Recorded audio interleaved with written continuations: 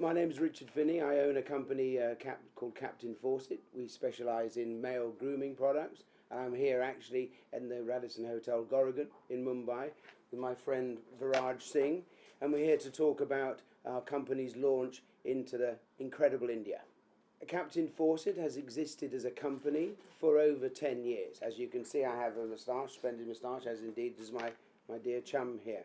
We were very much at the beginning of this moustache and beard phenomena. Very much as a company, we were very much at the beginning of this moustache and beard phenomena. I've waxed my moustache now for more than 25 years, and I too was in the British film industry. And how it came about, I used to make my wax in a very small tin, and I'd make enough which would last me 6 pots, which would last, as I said, probably for a whole year. Now, my wife is a very well-known British film and TV hair and makeup artist.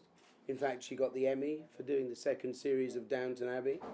She designed Kate Blanchett's hair, which got the Oscar for Elizabeth, and she also got the BAFTA for Gormenghast. So when she started to take my products to work, the whole company exploded beyond our wildest imagination. We are launching our own Maharaja range of male grooming products. We've started with the moustache wax. This is just literally the toe in the water, the tip in the water, as it were, but we're going to be launching into various other beard products. Viraj, you being from India, what do you have to say about the launch of the product? Yeah. So initially, I'd like to tell you a bit about myself. I have a company called the Jodhpur Company. It sounds very Indian and people relate it to Jodhpur, a place in Rajasthan, but it's more about the bottoms. Now, when you look at old pictures of old India and you see World War I pictures, World War II pictures, riding pictures, hunting pictures, shikar, you'll see the elephant-eared Jodhpur bottoms. So this is what we specialize in. That is what my company do. That's our bread and butter. And it's a revival of attire of the old, where the time where Britain were in India and there was a cross-pollination of many cultures, architecture, fashion, sport. So I don't want that era of fashion to just live in the history books. So that's when I made my first pair of jodhpurs in tweed. I took it to England, I took it to UK, and I must say I do indulge in shooting, from rifle shooting to shotgun shooting and shikar. So there I was in Housestead. I was up on a pheasant shoot, perched on a peg, which is a little wooden peg, and it's tucked into the ground, and that's where you stand before the partridges fly out. So there were 2 partridges that flew out. So those partridges were flying out, bang, bang. I knocked both of them over. It was probably a fluke. But by that time, I heard someone say, "Oh, sir, where did you get your jodhpurs from?" And I thought, "Jodhpurs?" And I looked down, and I thought, aha, he's talking about the Jodhpur bottoms. The Jodhpur bottoms that Sir Pratap, Maharaja Pratap Singh from Jodhpur, brought to UK during Queen Victoria's Jubilee. So then I went over to him and I thought he was complimenting the shooting, but he wasn't. He was complimenting my bottoms. And he said, "Sir, who made those for you?" So I said, "My personal tailor from Rajasthan." So he said, "Sir, can you make me a pair?" And then that was it. The Jodhpur company became a company, and we specialize in Edwardian, old style, sporting, horse riding, equestrian attire. Now, being a Rajput, the moustache is a symbolic thing. It's not just a thing of fashion. And when I first met Richie, I was telling him for a Rajput, the moustache is prominent. It's so important. And we're not allowed to take it off until our father passes away as a mark of respect. And Richie was fascinated, to hear the heritage behind the moustache, where there's been certain battles just because of a moustache. And I said, there are many proud Indians in North India who keep the beard, including the Sikhs, the Kshatriya community. And I said, it's a massive thing and we'll never take it off. And I started showing him pictures of my grandfather, my great-grandfather, and we went 4 generations back. And one common thing that we all have, our ancestors, is the curly moustache. So I've always had a moustache. I've had a handlebar for a very long time. So I said to Rishi, it just makes sense for us to do something to celebrate the old moustaches of the old. Celebrating the Thakurs, the Rajas, the Maharajas, and reviving a moustache, a wax moustache. Now, the last time, if you go through the history books, if you see a wax moustache, we're talking about Maharaja Maharaja Sahib Kangarji of Kutch, if you look at his moustache, it's waxed. After that, you don't see any waxed moustaches. Now, those chaps used to get their moustache from London, from UK. Now, there's been a break in history. No, the Indian market hasn't known of a moustache wax. And I just thought to myself, Richie, we need to revive heritage. We need to bring this back. And Captain Fawcett, what can I say about Captain Fawcett? I've been using their products for a very long time, 5 years. So the best moustache wax makers in the world. And I'm happy to say that we can now put the Jodhpur name on a tin and praise all the moustaches of old with Richie's help. And this is the first. This is actually, we only made 40. This is the actual original Maharaja sample waxes. Some of you will be lucky enough to have a sample. I mean, if you're a lady and you don't have a moustache, then maybe you would allow one of the gentlemen who has something, because we don't have very many. We don't have enough for everybody. But if you're interested in one, we'd be very pleased if you were to take one. And this is my 7th time in India. It's my first time in Mumbai, and I have to say, I've experienced a great time, wonderful hospitality. But I too have spent a lot of time up in Rajasthan and further up north, up in Himachal Pradesh. And I was aware, even 9-10 years ago when I was coming in, that having a moustache is a symbol really of respect. I'd be coming through the airport and there'd be some businessman with some very expensive luggage in a very expensive suit. But the security man, the customs, the man with the rifle immediately would say, "Hello, sir. How are you? Fantastic moustache." And he'd start talking about the moustache. And the guy behind was fuming because he thought himself as being very important. You're not important in parts of India unless you have a moustache.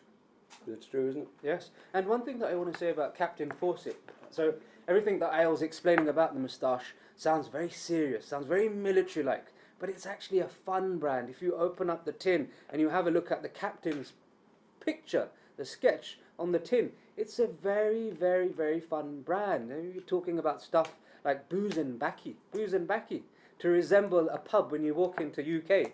So it's a very lively, fun brand, and it's for motorcycle enthusiasts. Richie himself being a massive Harley man. I ride an Enfield in many places in India. Great motorcycle. So there should be an element of fun to it, And these usually will retail at tattoo shops, tailoring shops, and Richie will tell you a bit more about it. We're sold in Hatters, we're sold literally into gift shops, we're sold in London Selfridges, we're sold in London Harvey Nichols. So we have an incredible reputation, and I actually manufacture behind the scenes. I make waxes for companies as old as Trumpers and the Pall Mall barbers. But there's a great belief in what we do. It is slightly tongue-in-cheek, as Viraj indicated, but there's a serious thing behind it. One of our mottos, one of our trademarks, in fact, is keeping a stiff upper lip regardless. We all sometimes face adversity, and there's that thing about, oh, am I going to be okay? And you just look ahead and just press on. You have to press on regardless, invariably. So how did you both collaborate? I mean, what? Well, we met in prison. Don't print that. Don't print that. It's not true. Yeah, no. Well, they won't report that, will they? No, I wouldn't want my mother to hear that. That'd be awful. No, That'd be no. terrible trouble. Right? Okay. Sorry. Forgive me. We first met through an interest in moustaches, and Viraj approached me, and we met in a very famous club in London called the Bike Shed, where we first discussed this notion, and this would have been 4 or 5 years ago. But I think with the same things, with most ideas, it's not an overnight thing. It's a kernel. You water the plant and you watch the plant grow and develop and bloom. And this is really what the stage we're at now of our development. So it's a collaboration which comes from a huge interest in ancestral history, but placed into the modern day. So tell us, you have a lot of products here. What are the kind of Well, products initially, that we have? okay, we have many different products now. As I said to you earlier, we initially started with the moustache wax, and from then we went into beard products. But not everyone has a beard or a moustache. So we've done shaving equipment so people can then shave. We've also done perfumes. We've now even do tattoo salve. So we're very close to actually having the full range for everything that a gentleman would need to look particularly dapper and well groomed. The next step will be moving into moisturizers and face scrubs, and then even into hair pomades. But 10 years, as I said, 10-year anniversary will be next year, and things take slow to do everything organically. We don't have any investment. This is done from a complete passion. And I know many of you will have visited the UK and will actually have friends and family in the UK. We have a museum of 3,000 square metres. Is it metres? Mostly metres, or 9,000 square feet, Yeah. which is a complete homage to the barber shop of yesteryear. Our oldest razor dates back to 1650. That's nearly 400 years old. And we come right through the 1880s, right through to the 1960s. So you'd be very welcome next time you're in the UK to come and have a visit, and I would definitely make you a decent cup of tea.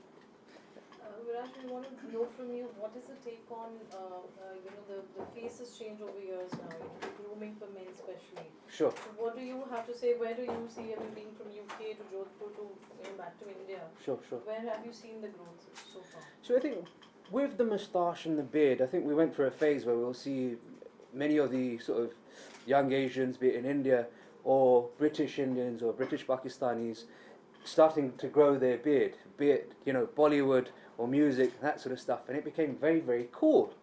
So I do think there is a revival in facial hair. If you go down, if you go up, to North, Gurgaon, Delhi, Punjab, you'll see a lot more people with facial hair now. And I think it is not too much culture anymore, but it's a thing of fashion. And I suppose the women would agree with me. Yeah, I mean the whole beard trend, and in fact the rebirth, the renaissance of the barbershop. I've even written a book about it called The Quintessential Grooming Guide for the Modern Gentleman. And we've got photographs from India. I mean, traditionally you've had the guy, sitting cross-legged with a piece of broken mirror, and he's been doing a little shave, or then you've had the old traditional shave stops.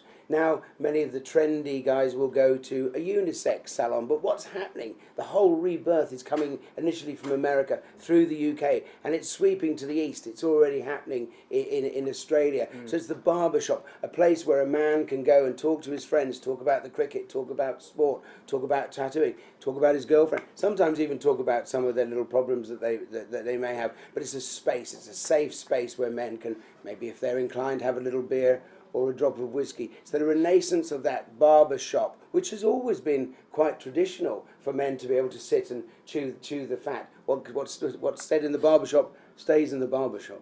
And there is that great renaissance. And we're here, and we hope to be able to get involved with barbering. I mean, you have True Fit and Hill, which has opened, I think, maybe 12, and they're looking at maybe another 15. We're on a par with that caliber and quality. There is a demand. So we are making beautiful products using essential oils, no fragrance. It's all base oils within this one specifically, the Ricky Hall Booze and Baccy, which Viraj referred to earlier.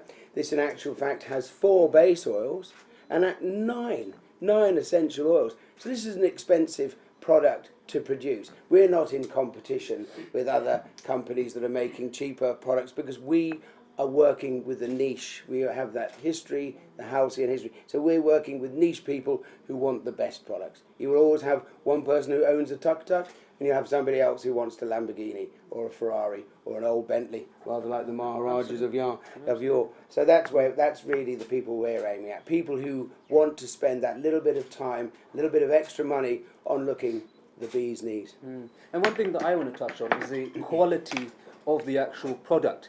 Now, Richie, you've got an antique connoisseur. He told you about his museum.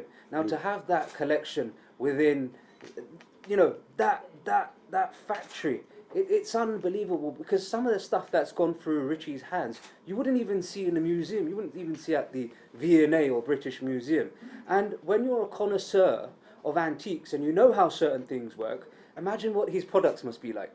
So it's got old world charm, but he's modernizing it. And trust me when I say this, the caliber of products that Captain Fawcett churns out is unbelievable. I'm an antiques enthusiast myself. You'll see it on my Instagram. My main forte is antique arms and armour, which brings me on to something else. Maharaja Ganga Singh Ji of Bikaner, he used to hold lavish darbars for the British guests when they used to come into his palace. He had a huge moustache. So what he did was he created this spoon, with a little lip.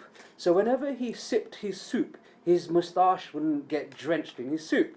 Now Richie has recreated a Victorian mug which has a moustache lip, and It's fascinating. I mean, go on the website, have a look at it. I haven't seen a product like that in the current market. So this is where knowledge, antique knowledge comes into it, and Richie's modernizing it, and it's very similar to what the Jodhpur company do. Yeah, it is an element of coolness, but we have a background knowledge of how it was done back in the day, and I think that explosion of both worlds coming together, that is what makes it special. And it's referencing the past, but with an eye to the future. And the most amazing thing, you can be the poorest man in the world, and you can be the richest man in the world. And what would they have in common? At some time, for sure, they've had a shave or certainly had a haircut. This is something for everybody. I'm working with another guy in Italy now his barbershop opened in 1809. His great-grandfather was one of Al Capone's 9 barbers. He had 9 barbers that were all checked out because obviously he didn't want to be. And then each day, one of them would go to his hotel. He'd have a manicure, a pedicure, and a shave. So there's a wonderful history, and if we can draw on this, and then with Viraj's help and with your help, please, giving Captain Fawcett and the Jodhpur company a little bit of promotion, then we look forward to working here and expanding our range of simply first-class gentlemen's grooming requisites into the noble country of India. Viraj, what are the price points in India for the wax, the different kinds? So the moustache wax, Richie will give you a breakdown of the price point. He's the man to explain that. So Richie, what Well, we haven't actually totally determined the price point as yet, but we have to take, obviously, the market into consideration. But I am a niche brand, so you won't necessarily find me in the cheap, in the Sally's and the Super Drugs and the Boots Chemists or Walgreens or your equivalents. But we are in the price range of True Fit and Hill. So it's not completely unattainable, but it's something that's actually desirable. Any questions, anybody? You have? Yes. So sorry, sir. Sorry, forgive me. Bombay is a commercial capital as well as fashion capital of India. Mm-hmm. Why you took so long to come to Mumbai? Well, I was hitchhiking, you see, and the lift for no. I've come here on holiday before on motorcycle tours. As I said, I was in the north and actually further south. But I think, first of all, with a brand, you need to establish yourself within your kind of home territories. And then you can build your reputation. And then you can go to countries like India and say, well, this is who we are. This is our lineage. This is our heritage. We have some actual roots rather than some fly-by-night thing. So I wanted to make sure that the time was right. And I believe that the time is now right. Whereas before, I'm not so sure. True Fit and Hill, as you said in your talk just now, will this product available in those branches? No, True Fit and Hill. I happen to know the people who own that company, as originally in St James, and the original shop is still there.